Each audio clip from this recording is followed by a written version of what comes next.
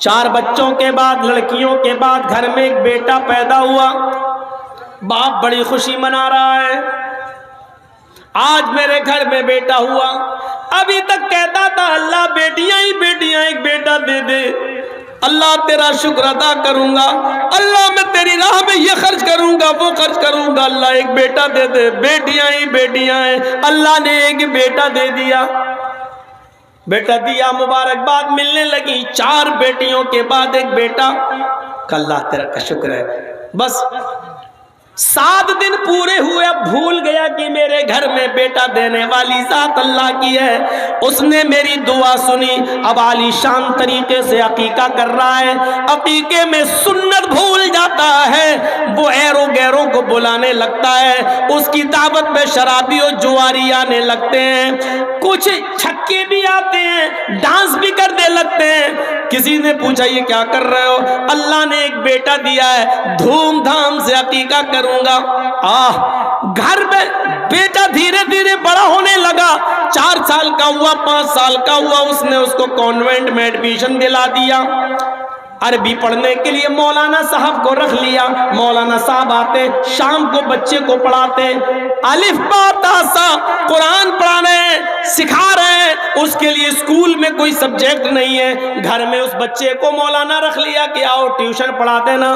Convent کے بچوں کو ٹیوشن پڑھانے کے لیے میرے بیٹے کو سائنس اور بایو پڑھانے کے لیے جو ٹیچر آتا ہے وہ 5000 روپے مہینہ لیتا ہے. لیکن مولانا صاحب ہمارے بچے کو قرآن پڑھانے آتے ہیں تو 500 روپے دیے جاتے ہیں. یہ ہے قرآن پڑھانے والے مولوی کی قدر و قیمت. اور وہ ہے کانوینٹ کے بچے کو سائنس اور بایو پڑھانے والے کو 5000 روپے دینا. اور قرآن جو پڑھانے آ رہا ہے گھر میں مولانا حافظ، اس کو آپ 500 روپے دے کے نپٹا رہے ہیں. میرے بھائیوں، بچے کا ذہن دیکھ کر مولانا صاحب نے کہہ دیا اس کے باپ سے، آپ کا بیٹا بڑا ذہین ہے، جو پڑھاتا ہوں فوراً یاد کر لیتا ہے. اگر اپنے بچے کو حافظ بنا لو یا عالم بنا لو تو بہت اچھا حافظ بنے گا، بہت اچھا عالم بن کر نکلے گا. مولانا صاحب بھول گئے، اللہ سے دعا کر کر کے بیٹا مانگا ہے. چونکہ وہ بچہ 7-8 سال کا ہو چکا ہے، کانوینٹ میں پڑھ رہا ہے، 3rd اور 4th میں آ چکا ہے. مولانا صاحب کی بات سے باپ غصے میں آ گیا. کیا کہہ رہے ہو، مولانا بنا لوں؟ نہیں، بچہ بڑا ذہین ہے، مولانا بنا دو.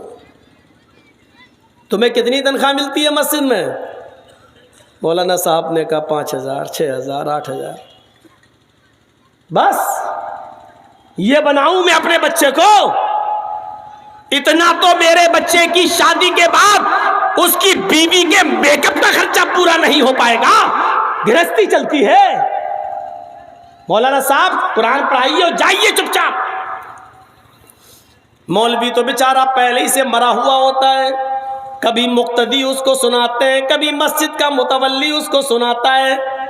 اس مرے ہوئے کو مارتے ہو، اس مرے ہوئے سے لڑتے ہو. میرے بھائیوں، سماج اور سوسائٹی میں جس کو پہلے ہی مار ڈالا ہو اس مرے ہوئے کو مارنا یہ کون سی بہادری کا کام ہے؟ یہ کون سی عقل مندی کا کام ہے؟ اس غریب کو ڈانٹنا اور پھٹکارنا یہ کون سی عقل مندی کا کام ہے؟ اس دن کی تاریخ سے وہ کچھ نہیں بولا، آتا پڑھاتا اور چلا جاتا. لڑکے نے انٹر کر لیا بایو سے، نیٹ کا ایگزام دیا اور وہ کمپٹیشن میں کامیاب ہوا. MBBS کرنے لگا، MBBS میں بھی کامیاب ہو کر اس نے MD/MS بھی کر لیا. میرے بھائیوں، اس کو ایک اچھی لڑکی بھی مل گئی. وہ لڑکی بھی پڑھی لکھی تھی، وہ ایک اچھی لڑکی بھی مل گئی. اور اس لڑکی کے باپ نے اس داماد کو، یعنی اس باپ کے بیٹے کو، جس کا بیٹا تھا، اس کو 4 ویلر گاڑی بھی دے دی کہ تم ہاسپٹل آؤ گے جاؤ گے یا آنے جانے کے کام آئے گی. لڑکے کی عمر 25 سال، شادی بھی ہو گئی. ابھی مشورہ یہ ہوتا ہے 2-4 سال تک بچے نہیں ہونا چاہیے، ہمیں تھوڑی سی ترقی کر لینا چاہیے. میاں بیوی پلاننگ کر لیے، بچے نہیں ہونا چاہیے. ڈاکٹر صاحب روزانہ ہاسپٹل جاتے، شام کو واپس آتے. میرے بھائیوں، ایک دن یہی ڈاکٹر صاحب رات میں پیشنٹ کو دیکھ کر 12 بجے کے آس پاس جا رہے ہیں اور اپنے گھر کی طرف روا دبا ہے، فون کرتے ہیں کہ میری بیوی گرم روٹی بنا لینا، میں آ رہا ہوں۔ جا رہے ہیں 4 ویلر پر، یہ وہی 4 ویلر ہے جو جہیز میں ملی ہے، یہ وہی 4 ویلر ہے جو لڑکی کے باپ نے دی ہے۔ ادھر سے ٹرک آ رہا ہے، ٹرک کا ڈرائیور، میرے بھائیوں ٹرک کا ڈرائیور نشے میں، اوورٹیک میں غلطی ہوتی ہے اور گاڑیوں کار ٹکرا جاتی ہے، ڈاکٹر صاحب پہچانے نہیں جا رہے ہیں، آن اسپاٹ ڈیڈ باڈی۔ کسی نے خبر دی کہ تمہارے بیٹے کا انتقال ہو گیا، باپ دوڑتا ہوا بھاگتے ہوئے آیا، اپنے بیٹے کی ڈیڈ باڈی کو دیکھتا ہے، کپڑوں سے پہچانتا اور گاڑی سے پہچانتا ہے، ہاں گاڑی تو میرے بیٹے کی ہے، کپڑوں سے پہچانتا ہے کہ ہاں یہ تو میرے بیٹے کے ہی کپڑے ہیں۔ باپ چاہتا ہے کہ اپنے بیٹے کی لاش کو لے لیں، پولیس کہتی ہے نہیں، پہلے پوسٹ مارٹم ہوگا، اس کے بعد تمہیں دیا جائے گا۔ اللہ، بیٹا میرا، مجھے ہی اس بیٹے کو لے جانے کو نہیں مل رہا ہے، میرا بیٹا مجھ کو ہی نہیں دیا جا رہا ہے۔ قانونی کارروائی ہوتی ہے، پوسٹ مارٹم ہوتا ہے اور پوسٹ مارٹم کے بعد باڈی دے دی جاتی ہے۔ صبح 10 بجے غسل دیا جاتا ہے، 12 بجے غسل دیا جاتا ہے، ظہر کے بعد مٹی کا اعلان ہوتا ہے۔ جیسی ڈاکٹر صاحب کی باڈی کو سامنے رکھ دیا جاتا ہے، صفیں لگ جاتی ہے مسجد کے باہر کہ جنازے کی نماز ہوگی۔ مولانا صاحب اپنے حجرے میں بیٹھے ہوئے ہیں، یہ وہی مولانا ہے جو اسی ڈاکٹر صاحب کو قرآن پڑھانے جایا کرتے تھے، یہ وہی مولانا صاحب ہیں جن کو 500 روپیہ قرآن پڑھانے کا ملتا تھا، یہ اپنے حجرے میں بیٹھے ہوئے ہیں، صفیں لگ چکی ہیں، لوگوں نے آواز دی لیکن مولانا صاحب آنے کا نام نہیں لے رہے ہیں۔ کسی نے دروازہ ٹھوکا، مولانا باہر نکلے، فرمایا صفیں لگ چکی ہیں، جنازہ آ چکا ہے اور آپ یہاں بیٹھے، جنازہ کون پڑھائے گا؟ ڈاکٹر صاحب بیٹھ، مولانا آتے ہیں، کہتے ہیں کس کا جنازہ ہے؟ معلوم سب تھا، کہا فلاں ڈاکٹر صاحب کا، کہا ان کے باپ کہاں ہیں؟ کہا یہ، فرمایا کہ آپ آئیے، آپ اس کے باپ ہیں، آپ آگے آئیے اور جنازہ پڑھائیے۔ باپ نے کہا مولانا صاحب ہمیں جنازہ کہاں پڑھانا آتا ہے، ہم جنازہ پڑھانا کہاں جانتے ہیں، ہمیں دعائیں کہاں یاد ہیں، تم مسجد کے مولانا ہو، سب کا جنازہ پڑھاتے تھے، پھر میرے بیٹے کا جنازہ کیوں نہیں پڑھاتے؟ مولانا صاحب نے آج جوتا مارا، ارے ہماری حیثیت کیا ہے، آپ کے اتنے بڑے ڈاکٹر بیٹے کا جنازہ پڑھاؤں، ہمیں تو 8,000 روپے مہینہ ملتا ہے، اتنے میں تو آپ کے بیٹے کی بیوی کے میک اپ میں خرچ ہو جاتے ہوں گے، ہماری حیثیت اتنی بڑی نہیں ہے کہ میں آپ کے بیٹے کا جنازہ پڑھا سکوں، ہم بہت غریب لوگ ہیں۔ لڑکے کے باپ سے کہتے ہیں، ڈاکٹر کے باپ سے کہتے ہیں ہم بہت غریب گھر کے آدمی ہیں، جتنے ہم کماتے ہیں اس کا تو آپ کے بیٹے کی بیوی میک اپ میں خرچ کر دیتی ہے۔ لڑکے کے باپ کو احساس ہوا اپنے ان جملوں کا جو میں نے کبھی کہا تھا، مولانا صاحب سوری، معاف کیجئے، آج طنز نہ ماری، ٹھیک ہے کوئی بات نہیں۔ جب سوری کہہ دی تو بات ہی ختم۔ مولانا صاحب آگے کھڑے ہو گئے اور جنازے کے لیے اللہ اکبر کہنے والے تھے کہ ایک اور طنز مارتے ہیں اور کہتے ہیں، اے ڈاکٹر صاحب کے والد صاحب سچ بتاؤ، آج تمہارے بیٹے کی باڈی کے میں زیادہ قریب ہوں یا آپ؟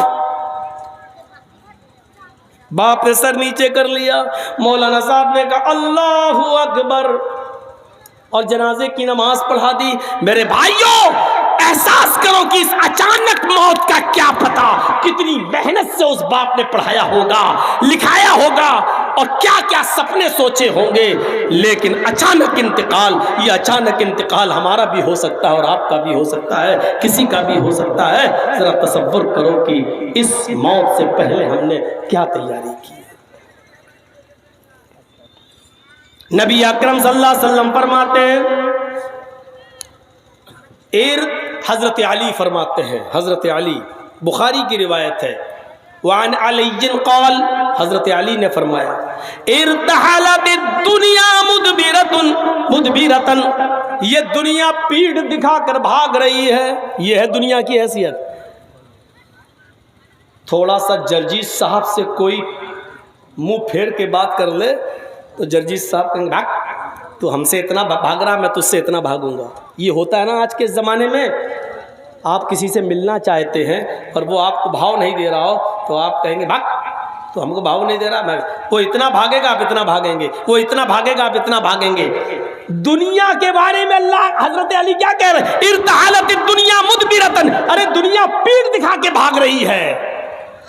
تو ہمارا طریقہ کیا ہونا چاہیے؟ دنیا اگر ہمیں پیٹ دکھا کے بھاگ رہی ہے تو ہمیں دنیا کو پیٹ دکھا کے بھاگنا چاہیے۔ بھاگ، تو ادھر جا رہی ہے، بھاگ، ہم کیوں تیرے پیچھے پڑیں، یہ ہونا چاہیے۔ ہم دنیا کے پیچھے پیچھے بھاگ رہے ہیں، دنیا ہمیں پیٹ دکھا رہی ہے۔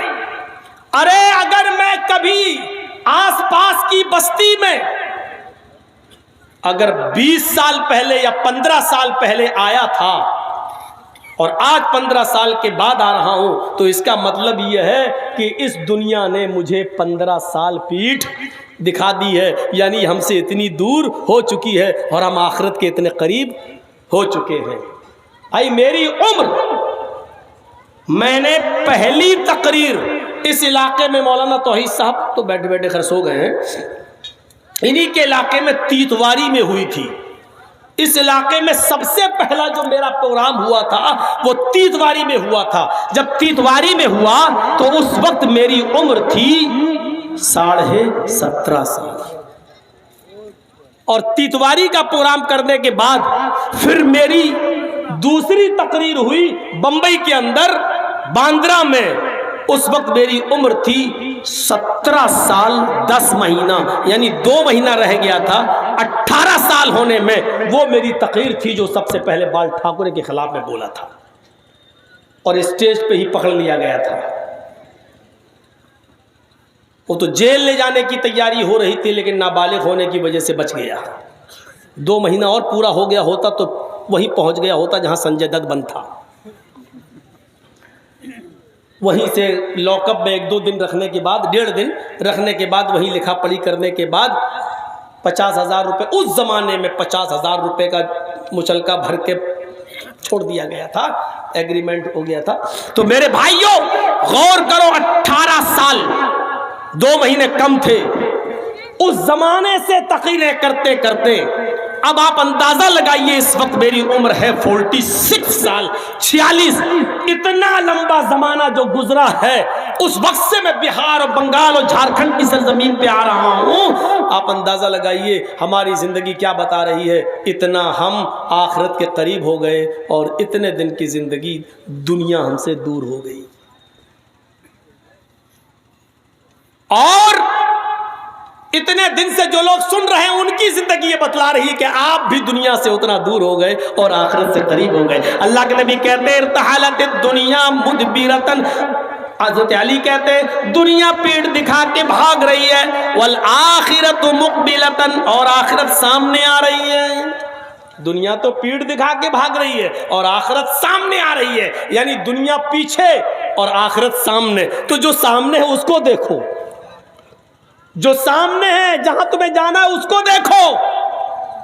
وَلِكُلِّ وَاحِدَةٍ مِّنْهُمَا بَنُونَ، اور ان دونوں میں سے ہر ایک کے بچے ہیں، یعنی دنیا کی بھی اولادیں ہیں اور آخرت کی بھی اولادیں ہیں۔ کیا مثال دے رہے ہیں حضرت علی، دنیا کے بھی بیٹے ہیں اور آخرت کی بھی بیٹے ہیں، دنیا کی بھی اولادیں ہیں اور آخرت کی بھی اولاد ہے، دنیا کے بھی بچے ہیں اور آخرت کے بھی بچے ہیں۔ پھر فرمایا کونوا من ابناء الاخرہ ولا تکونوا من ابناء الدنیا، او لوگو آخرت کے بیٹے بنو، دنیا کے بیٹے مت بنو، آخرت کے بیٹے کہلاؤ، دنیا کے بیٹے مت کہلاؤ۔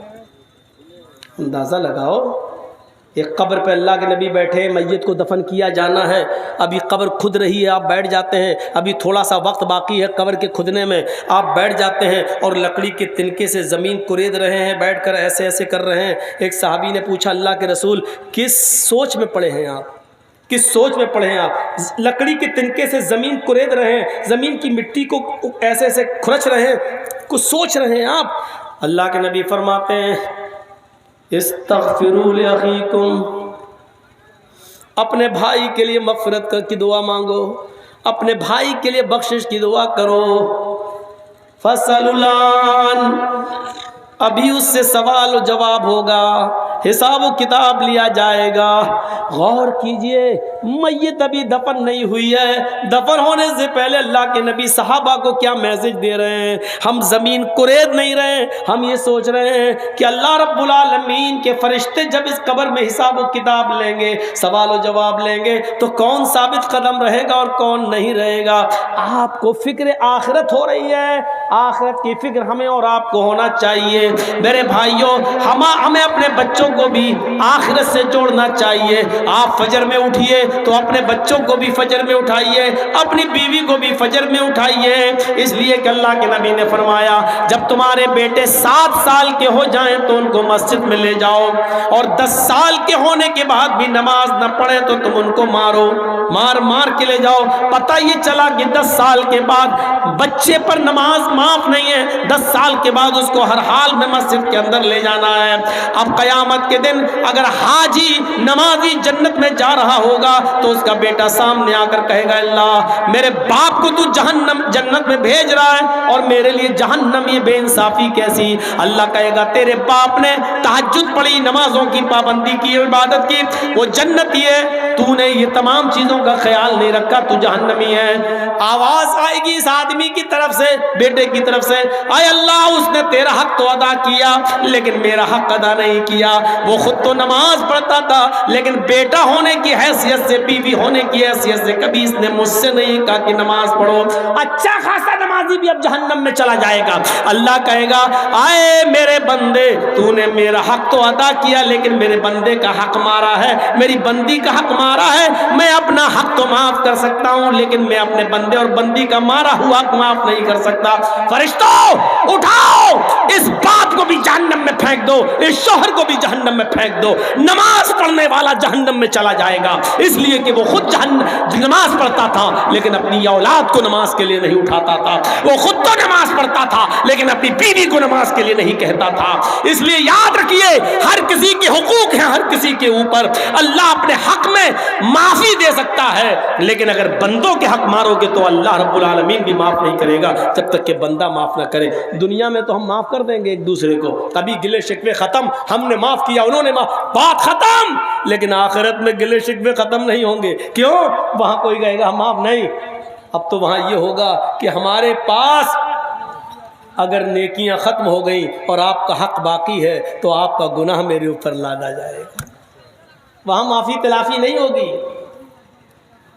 वहां माफी तलाफी नहीं होगी।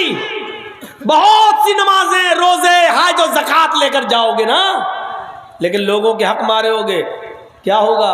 चलो इतनी नेकियां इसको दो, नेकियां दी, अभी इसका हक बाकी है, ये नेकियां इसको दो, नमाजें खत्म, रोजे खत्म, हज खत्म, ज़कात खत्म, ये इसकी शादी वो खत्म, अभी भी हक बाकी है लोगों के। अल्लाह इसने मेरे साथ ये किया, अल्लाह कहेगा नेकी दो, नेकी खत्म, अब क्या किया जाए? अल्लाह कहेगा उसके गुनाह इसके ऊपर डालो। इससे बड़ा गरीब इंसान कौन होगा? अल्लाह के नबी ने यही तो कहा, तदरूना मनिल मुफलिस, क्या तुम जानते हो मुफलिस कौन है? क्या तुम जानते हो गरीब कौन है? साहबा ने कहा, अल्लाह के नबी सल्लल्लाहु अलैहि वसल्लम मुझे क्या मालूम गरीब कौन है, हम तो यही समझते हैं कि जिसके पास दिरहम व दीनार ना हो, रुपया पैसा ना हो, सोना चांदी ना हो, वो गरीब। आपने फरमाया नहीं, मेरी उम्मत का सबसे गरीब इंसान वो है जो कयामत के दिन रोजे, नमाज, हज, ज़कात, बहुत सी नेकियों का पहाड़ लेके आएगा लेकिन हक मार के आएगा। जिनके हक मारे होंगे नेकियां उनको दे दी जाएंगी, हक वालों का हक अभी बाकी होगा, फिर उनके गुनाह इसके ऊपर लादे जाएंगे। ये मेरी उम्मत का सबसे गरीब इंसान होगा। हम लोग गरीब किसको समझते हैं? जिसके पास सोना ना हो, जिसके पास चांदी ना हो, ये गरीब है। अल्लाह के नबी कहते हैं ये गरीब नहीं है, गरीब ही है। सोचो, आखिरत की फिक्र करो। दुनिया से आपको कोई नहीं कह रहा है कि आप कतई ताल्लुक हो जाओ, नहीं, दुनिया की जरूरत है और दुनिया के बगैर आप रह भी नहीं पाएंगे। लेकिन मिसाल देखिए, साया जानते हैं ना, साया, जैसे हम खड़े हो गए, ये हमारी परछाई, हमारा साया इधर है, इधर पीठ किया, साया पीछे हो गया। आप इधर भागेंगे आगे तो साया आपके पीछे पीछे भागेगा, और आप ऐसे भागेंगे तो साया आपके आगे आगे भागेगा। आप जितना तेज भागेंगे سایہ آپ سے زیادہ تیز بھاگے گا. یہ دنیا ہے، آپ جتنا بھاگیں گے اس کی طرف یہ اور آگے بھاگے گا، آپ اس کو نہیں پکڑ پائیں گے. یعنی دنیا چیخ چیخ کے کہے گی ایئر کنڈیشن ہے اب فریج بھی لے لو، فریج لے لیا اب یہ بھی لے لو، یہ لے لیا تو اب بائک لے لو، بائک لے لی کاش فارچونر اور ہوتی، یہ لے لو. یعنی ایک چیز لوگے دنیا کہے گی اب یہ لے لو، دنیا کہے گی اب یہ لے لو، دوسری لی اب کہے گی یہ لے لو. اس لیے اگر سائے کو پیچھے کر کے آگے کی طرف بھاگو گے تو جتنا آپ ادھر بھاگیں گے آپ کے پیچھے پیچھے سایہ بھاگے گا. یعنی دنیا کو اپنے پیچھے پیچھے بھگاؤ، دنیا کے اپنے آگے آگے مت جانے دو، کیونکہ دنیا کو اگر آگے کر دیا تو کبھی تمہارا پیٹ نہیں بھرے گا، اور دنیا کو اپنے پیچھے بھاگنے پہ مجبور کر دیا تو دنیا تمہارا پیچھا کر ہی نہیں پائے گی، تم آگے دنیا پیچھے. اس لیے دنیا کے پیچھے پیچھے مت بھاگو، دنیا کو اپنے پیچھے پیچھے بھگاؤ.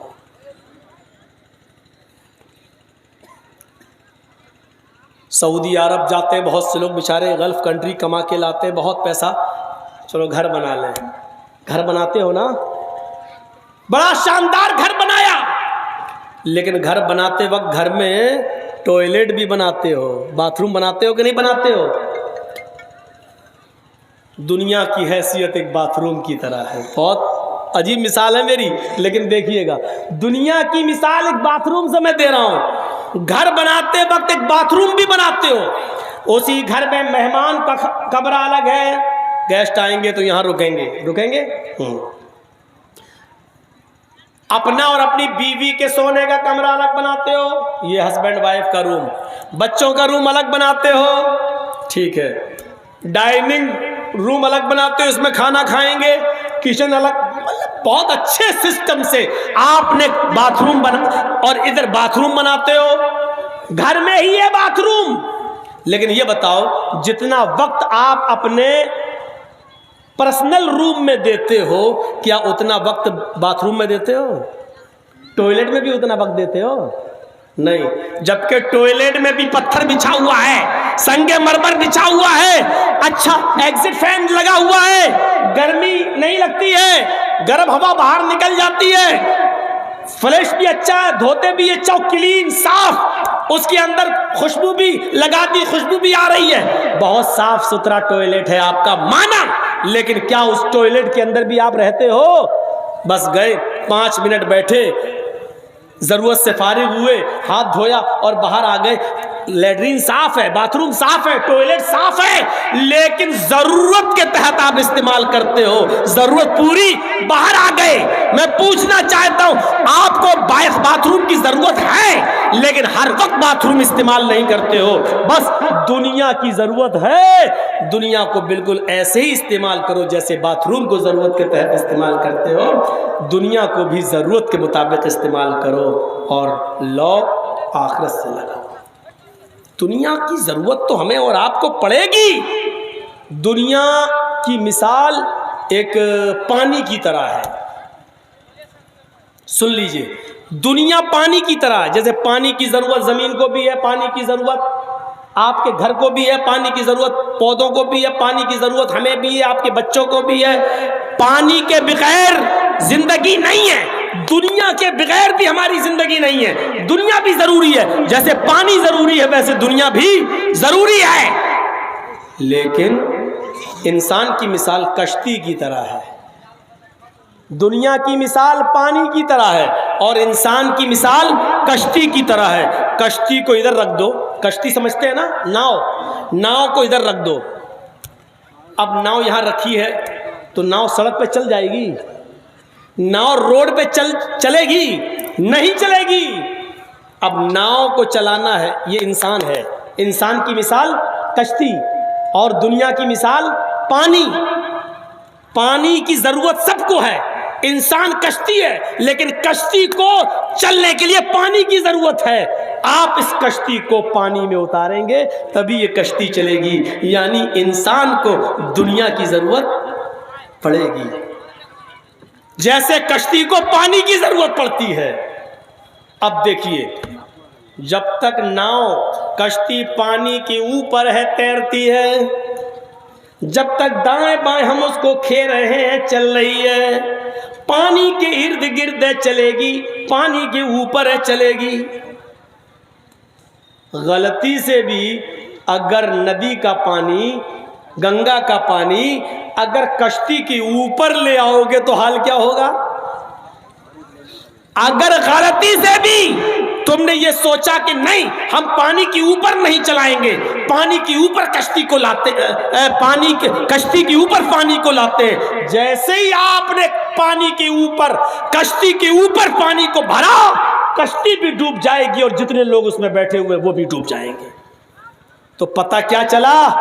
جب تک انسان دنیا کو اصول کے مطابق چلائے گا ٹھیک، اور جب دنیا کو اپنے سر کے اوپر اٹھائے گا اور اپنے سر کے اوپر لا دے گا تو خود بھی ڈوبے گا اور دنیا کو بھی ڈبو دے گا۔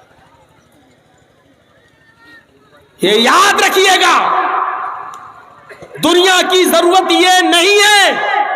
حضرت عائشہ صدیقہ فرماتی ہے کہ میرے پاس ایک چھینٹ کا کپڑا آ گیا۔ چھینٹ سمجھتے ہیں؟ چھینٹ عورتیں زیادہ اچھی طرح سمجھتی ہوں گی، چھینٹ کا کپڑا ہوتا ہے، شادی آدی پہلے چلتے تھے بہت۔ حضرت عائشہ فرماتی ہے کہ میرے پاس ایک چھینٹ کا کپڑا آ گیا، خوبصورت کپڑا تھا، تو اس کپڑے کو دیکھ کر لوگ دیکھنے آتے تھے ہمارے پاس، اور جب کسی کی بیٹی یا کسی کی بہن کی شادی ہوتی تھی تو وہ میرے پاس آتا تھا اور وہ چھینٹ کا کپڑا لے جاتا تھا، اس کپڑے کو پہنا کر وہ اپنی بیٹی کو دلہن بناتا تھا یا اپنی بہن کو دلہن بناتا تھا، اور انہی کپڑوں میں میری بہن یا اس کی بہن بیٹی کی رخصتی ہو جاتی تھی۔ 2-3 دن کے بعد وہ کپڑا پھر واپس حضرت عائشہ کے پاس پہنچا دیا جاتا تھا۔ حضرت عائشہ فرماتی ہے میرے پاس وہ چھینٹ کا کپڑا تھا، لوگ آتے تھے اپنے بہن و بیٹی کی شادی میں وہ کپڑا مجھ سے لے جاتے تھے اور میرے کپڑے کو پہنا کر اپنی بیٹی اور بہن کو دلہن بناتے تھے اور رخصتی کرتے تھے، پھر اس کے بعد یہ کپڑا لوٹ کر میرے پاس آ جاتا تھا۔ لیکن آج یہ دنیا اتنی بڑھ گئی، حضرت عائشہ کہتی ہیں آج یہ دنیا اتنی بڑھ گئی کہ اب میرے پاس وہ چھینٹ کا کپڑا میرے گھر کی نوکرانی بھی پہننا گوارا نہیں کرتی، میرے گھر کی نوکرانی بھی لینا گوارا نہیں کرتی۔ بتانا یہ چاہتی ہیں حضرت عائشہ کہ یہ دنیا اتنی خطرناک ہے کہ کل تک میرے گھر کے میرے کپڑے کو پہنا کر دلہن بنایا جاتا تھا، آج وہ کپڑا میرے گھر کی نوکرانی بھی نہیں پہنتی۔ یعنی یہ دنیا کی چاہت اور دنیا طلبی کہیں تمہیں برباد نہ کر دے، کہیں تمہیں ہلاک نہ کر دے، کہیں تمہیں رسوا نہ کر دے، کہیں آخرت سے تمہیں فراموش نہ کر دے، آخرت کو نہ بھلا دے۔ حضرت ابو عبیدہ ابن الجراح بحرین سے جزیہ اور ٹیکس کا مال لے کر آئے، بخاری کی روایت ہے صحابہ کرام میں وہ مال تقسیم ہونا تھا، فجر کی نماز سے پہلے پہنچے، مدینے کے انصاریوں کو پتہ چل گیا آج ابو عبیدہ ابن الجراح بہت سا مال لے کر آئے ہیں، بہت سا مال لائے اور آج بٹے گا، تقسیم ہوگا۔ اللہ کے نبی فجر کی نماز پڑھانے کے لیے نکلے، صحابہ کرام سے بھری ہوئی مسجد دیکھا تو آپ نے کہا اتنی جلدی آج لوگ مسجد میں آ گئے؟ پھر اچھا وہ بحرین سے مال آیا ہے؟ صحابہ نے کہا جی اچھا وہ مال تقسیم ہوگا، آج آپ لوگوں کو بھی حصہ ملے گا نا؟ صحابہ نے کہا جی۔ اللہ کے نبی نے کہا خوش ہو جاؤ، تم سب کو حصہ ملے گا۔ پھر نماز پڑھائی اور نماز پڑھانے کے بعد سلام پھیرا، سلام پھیرنے کے بعد فرمایا کہ آؤ تمہیں میں مال تقسیم کروں۔ مال تقسیم کرتے جاتے، مال دیتے جاتے اور سب کو جتنا حصہ جس کا تھا اس کو اتنا حصہ دے دیا۔ جب صحابہ کو ان کے حصے مل گئے تو اللہ کے نبی کی آنکھوں میں آنسو آ گئے اور روتے ہوئے کہنے لگے میرے ساتھیو، مجھے اپنے انتقال کے بعد تمہاری فقیری کا ڈر نہیں ہے۔ مل فقر اخشى علیکم، میں تمہاری اوپر تمہاری فقیری سے نہیں ڈرتا، ولکن اخشى علیکم ان تبسط الدنیا کما بسطت علی من کان قبلکم۔ او لوگو میں اس بات سے ڈرتا ہوں جیسے آج مال کی محبت تمہیں مسجد میں نماز سے پہلے لے آئی، تمہارے بعد یہ دنیا اتنا نہ پھیلا دی جائے، یہ دنیا اتنا وسیع نہ کر دی جائے، اتنا نہ وسیع پھیلا دی جائے جیسے تم سے پہلے کے لوگوں پر پھیلا دی گئی تھی۔ تنافسوها کما تنافسوها، پھر اس دنیا کو چاہنے کے لیے کہیں تم ریس نہ لگانے لگو، کہیں تم دوڑنے نہ لگو، کہیں تم دوڑ بھاگ نہ کرنے لگو، اور یہ دنیا تمہیں ویسے ہی ہلاک کر دے جیسے تم سے پہلے کے لوگوں کو ہلاک کر دیا۔ صحابہ کرام کو یہ محبت دیکھی کہ یہ مال کی طلب میں اتنا پہلے آ گئے۔ مثلا فجر کی اذان 5 بجے ہوتی ہے، جماعت اگر 5 بجے ہو رہی ہے تو صحابہ 4 بجے سے آ کر مسجد میں بیٹھ گئے، کیوں؟ مال آیا، کہیں آنکھ نہ لگ جائے، پٹے تو ہمارا حصہ نہ رہ جائے، تو 4 ہی بجے مسجد میں آ گئے۔ اللہ کے نبی نے مال تو دے دیا، لیکن کیا فرمایا؟ آج مال و دولت کی محبت میں تم مسجد میں ٹائم سے پہلے آ گئے، مجھے ڈر لگتا ہے میرے انتقال کے بعد یہ دنیا اتنا نہ پھیلا دی جائے کہ اس کی محبت کہیں تمہیں عبادتوں سے دور نہ کر دے اور یہ دنیا تمہیں ہلاک نہ کر دے۔ میرے بھائیوں، یہ تصور آج کہاں کیا جا سکتا ہے؟ اللہ کے رسول کے پاس ایک ریشمی کپڑا آ گیا، بخاری کی حدیث، ایک ریشمی رومال آ گیا، آپ اس رومال کو دیکھ رہے تھے، حالانکہ ریشم کا کپڑا مرد کے لیے حرام ہے، نہیں پہن سکتا، لیکن ریشمی کپڑا آپ دیکھ رہے تھے۔ صحابہ کرام بھی دیکھنے لگے، کتنا اچھا کپڑا ہے، ریشم کا کپڑا۔ اللہ کے رسول نے صحابہ کو دیکھا ہے، مطلب ریشم کا کپڑا دیکھ رہے، تو آپ نے فوراً ان کا دماغ دنیا سے ہٹاتے ہوئے فرمایا، لَمَنَادِلُ سَعْدِ بْنِ مُعَاذٍ فِي الْجَنَّةِ أَفْضَلُ مِنْ هَذَا، سعد ابن معاذ کو جنت میں جو رومال ملے گا وہ تمہارے اس کپڑے سے لاکھ گنا بہتر ہے۔ یعنی جنت کے کپڑوں کی فکر کرو، اس ریشمی لباس کی فکر مت کرو، یہ کہہ کر آپ نے ان کا دماغ ہٹا دیا وہاں سے۔ تو میرے پیارے ساتھیوں، دنیا سے اتنا ہی لو لگاؤ جتنی ضرورت ہے۔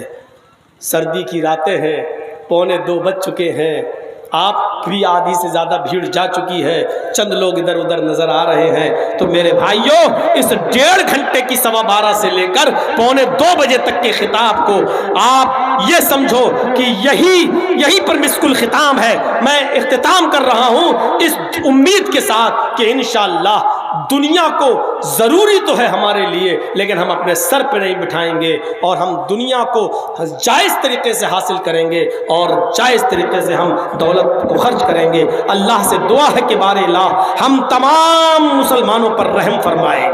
میرے بھائیوں، پھر ایک گزارش ہے کہ لوگ پھر بہکانے کی کوشش کریں گے، سوشل میڈیا پر، فیس بک پر، واٹس ایپ پر، پتہ نہیں قسم کی باتیں ڈالیں گے، اور 3-4 لوگوں کے پیٹ میں بڑا درد ہوگا۔ کل سوشل میڈیا پر کچھ اور چلے گا، آپ بہکنے میں مت آئیے گا، بس دعا کیجئے گا کہ اللہ رب العالمین ہماری جمعیت کو، ہماری جماعت کو اور جماعت کے تمام افراد کو اللہ رب العالمین مضبوط بنائے، اور سب کو جماعت کی بہتری کے لیے اور بہبودگی کے لیے مل کر اور اجتماعیت کے ساتھ کام کرنے کی توفیق عطا فرمائے۔ وما علینا الا البلاغ المبین، وآخر دعوانا ان الحمد للہ رب العالمین۔ السلام علیکم ورحمۃ اللہ وبرکاتہ۔ مسجد کے لیے آپ سے گزارش ہے، لوگ جا چکے ہیں، لیکن میں بیٹھا ہوں، 1:45 ہو گئے ہیں، 10 منٹ کا ٹائم دیتا ہوں۔ میرے ہاتھ پر بھی اگر آپ دینا چاہیں، مصافحہ کرنا چاہیں اس مسجد کے لیے، تو ضرور انشاءاللہ آپ کو اللہ رب العالمین اجر عظیم عطا فرمائے گا۔ من بنا للہ مسجدا بنا اللہ لہ بیتا فی الجنہ، جو دنیا میں اللہ کے لیے گھر بنائے گا، اللہ رب العالمین جو ہے جنت میں اس کا گھر بنائے گا۔ میرے ہاتھ سے کوئی بھی اگر شیخ صاحب کے ہاتھ میں کوئی بھی چندہ دینا چاہتے ہیں تو آپ لوگ آگے آئیے اور شیخ صاحب کے ہاتھ میں دیجیے، لائیے، جو بھی جس کو دینا ہو وہ لا کر میرے ہاتھ میں دے سکتا ہے۔ تقریر ختم ہو چکی ہے، اب صرف ہم بیٹھے ہیں تو آپ کے تعاون کے لیے۔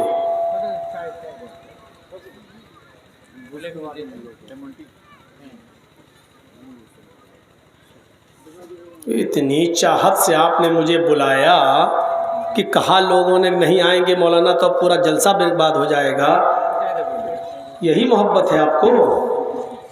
لائیے، ماشاءاللہ، لائیے، اللہ تعالیٰ آپ کو جزائے خیر عطا فرمائے، قبول فرمائے آپ کے اس ہدیے کو، اس مسجد کے نام پر دیے ہوئے اس تعاون کو۔ لائیے جلدی، 1 منٹ تو آپ نے ہی کر دیا۔ اگر کوئی کیش نہ دے پائے تو اسکینر. آپ نے 2000 مار دیا. میری ساس کی طرف سے 1 لاکھ روپے وہ دے رہی ہیں بی بی سلمیٰ خاتون. اچھا ماشاء اللہ. بیمار آپ کی ساس؟ یہ ہمارے ڈاکٹر فیروز صاحب کی ساس ہیں بی بی سلمیٰ خاتون. انہوں نے 1 لاکھ روپیہ دیا ہے مسجد بنانے کے لیے. طبیعت زیادہ خراب ہے، ناساز ہے. دعا کیجیے اللہ رب العالمین ان کی ساس کو شفائے کاملہ اور عاجلہ عطا فرمائے، اور مسجد میں دیے ہوئے اس 1 لاکھ روپے کو شرف قبولیت بخشے، اور جنت میں ان کے گھر کو بنائے، ان کے لیے کوئی گھر تعمیر فرمائے. لائیے ماشاء اللہ، جزاکم اللہ. آپ ہاتھ میں لائیے، پیسہ ادھر دے دیجیے، کوئی بات نہیں. لائیے ماشاء اللہ، جزاکم اللہ.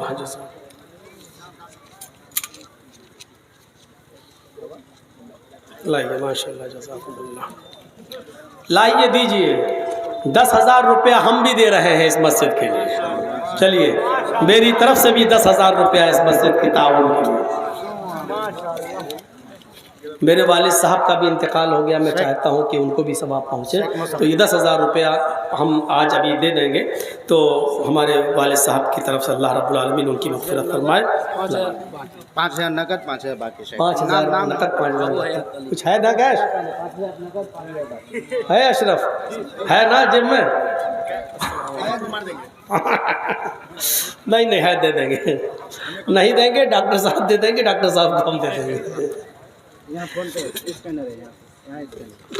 لائیے. اب تو ہم نے بھی آگے بڑھ کے حصہ لے لیا، تب تو آئیے.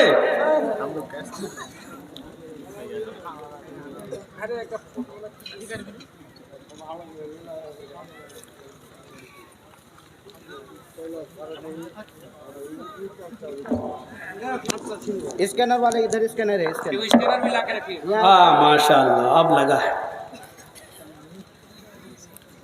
لائیے